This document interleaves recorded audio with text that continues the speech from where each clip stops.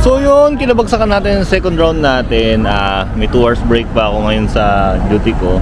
Nandito tayo ngayon sa Shuttle Market. Yan, this public market. Which is ayun din yung pinaka one of the oldest Starbucks nandito. So ang daming tao nakapila.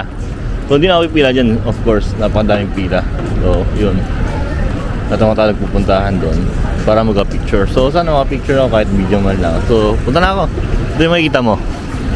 Ayan yung market niya. Ayan, malinis siya. So ayan pinaka-market niya. So ingat lang sa mga mandurukot. Nakaba ng pila para sa Starbucks lang. Yung tick dyan. Hindi ko alam kung bakit, pero ayan nga, pipilahan nila for the hype. Yung picture yung buong building. Okay, gets ko na. So yung picture sa may Starbucks, which is yung pinaka-oldest one, hindi nila binago yung design. So yun pa rin.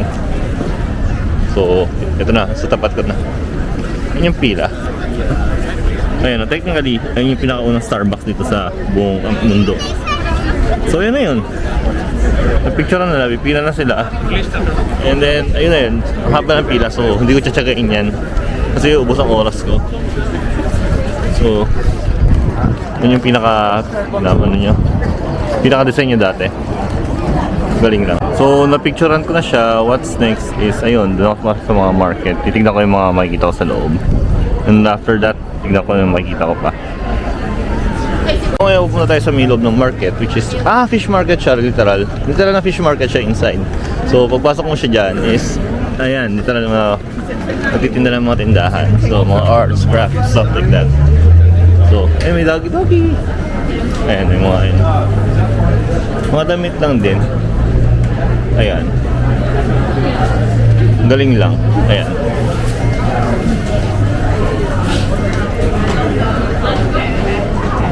So, in fairness, market siya sobrang linis, unlike sa atin. Sa atin, di ba, may isda sa Pilipinas. Ito, ang ganda na view. Nandito na siya mga burgoloy. Ayan. Sa mga painting. Ayan. Ito, meron din nila. Ayan. Nasa ang view mo sa labas, ito maganda. Ito maganda. Ayan. Alright. Ang kitang baboy, oh. Kitang baboy, oh. Panis. Ito ang view mo, yung marketplace. Kita yung barko. So matatanong yung barko from here to here. Tanong mo yung Aska. So ayun yung barko, which is yung barko namin. And then yung Ferris wheel over there. Punta lang din. So ayan. So from the market, tanong yung mga painting. Nilakad ko from there. Ayan yun, tagusan yun. Ayan yung maganda ng view. Nice naman. So yun, walking path. Ayun pinakaiba sa Pilipinas natin dito. Ang dami lang walk, ang dami nilang path, walk. Ano yung sa atin, hindi makalakad talaga. Di ba? Wala lang. Tayo magpastre sa ibang bansa. Ganda lang. Just enjoy the view, enjoy sa rami. So mapanood sa mga movie. Ayan, yung mga building. Ayan. Mga sa mga Spider-Man, di ba sa Spider-Man sa New York? Ayan. Sa movie ko na napapanood talaga ito eh. Pero ang ganda. Ayos, di ba? So yung pila niya, yung market niya is hanggang from here to there po. Mas halo-halo yung mga tao, which is nice, di ba? Ayan. Mga lover drop, signer, mga pagkain, ayan. Tsaka nga, medyo syempre ingat din tayo, baka manakawan tayo. At sabi mo dito ka dito sa Amerika, kala mo lang ma-pickpocket tayo. Ang ganda, oh. Ang ganda ng bookbinder. Ang ganda. Apple cider, astig, sa mga flowers, ayan. Makita mo yung flowers. Ayan. And then nuts. Have some nuts. Ayun, lavender cider meron siya dito. So ayun, sa labas, lavender cider. Mamaya labasin ko yun.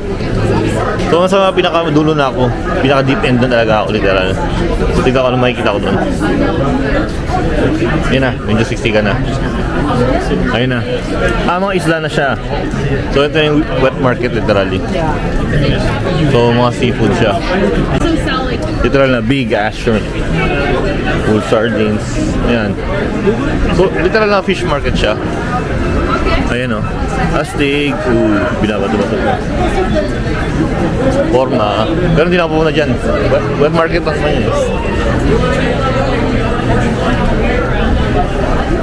Wet market lang naman yun. Yung pinakadulo niya is meat market na mismo siya. So, hindi ko na pinuntahan yun. Yung sa may pinakadulo is mga kainan na siya. Ayan, mga Chinese food naman na siya. O kahit saan ka pumunta, may mga Chinese food talaga. Tsaka Indian food. Pero may Greek din naman dito. Ayan. Astigo, kalapate. Forma. Nakatuwa lang. Pansin ko na sa Amerika, pag ginagamit nila yung world's most famous, world most famous. Pero mahilig na lang i-claim, pero same lang naman talaga. It's just like that, a title. Ayan. Pero nothing special naman talaga siya. Yan sa dulo na ako ng market. So yun, malinis. In fairness sa kanila, malinis. Unlike sa atin, ayun no. Malinis dito. Kaso ako syempre, bilhin dito dollars, medyo mahal. Takot ako sa aso. Ayan, so doon tayo ng market. Yan, so doon ng market. Ayun, makikita mo, farmers market, public market. Ayan na yun. Yung for the public market, ayan, astig lang. Tapos paglabas mo, ayun! Dito pala nagpupunta ng mga crew. Dito sa may Target market. Ayun na pala yun. Yung dito ba yung Target? Yung shopping mall, okay. So, I'll check muna something. So, yung napunta ako naman yung Target, hindi ko na binidyo kasi nating na-save naman yun. Nating special din naman kasi tindahan lang naman siya. So, yun, nagtingin-tingin na naman ako. Pinapahanap ko sa yung kapatid ko, hindi ko naman mahanap. Sorry. Hindi, balik na ako sa barko. Pagpamamasyal na rin naman ako, napag-vlog na ako. Ayan, sightseeing lang tayo. Ayan, Pike Place Market. Babalik na ako. Ngayon, barko pa, lakad-lakad na lang tayo. Tapos bibidyo ako na kung may makikita pa akong maganda. Let's check out! So yun, di na ako napag-video sa mga other puntahan ko kasi nga nag-enjoy ako, may mga nakasama akong maglakad. So ngayon, on the way na kami sa San Francisco overnight. It's gonna take 2 days. Ngayon, palabas na kami. Ayan, dito. So medyo mahaba-haba pa yan. Okay lang. Kaya siguro akong bibidyo ngayong gabi. So, probably tatapusin na itong video na to. So, duty ko 8 to 11. Yun lang. Peace out. Sa susunod na vlog natin. Buhay balanse. Peace out!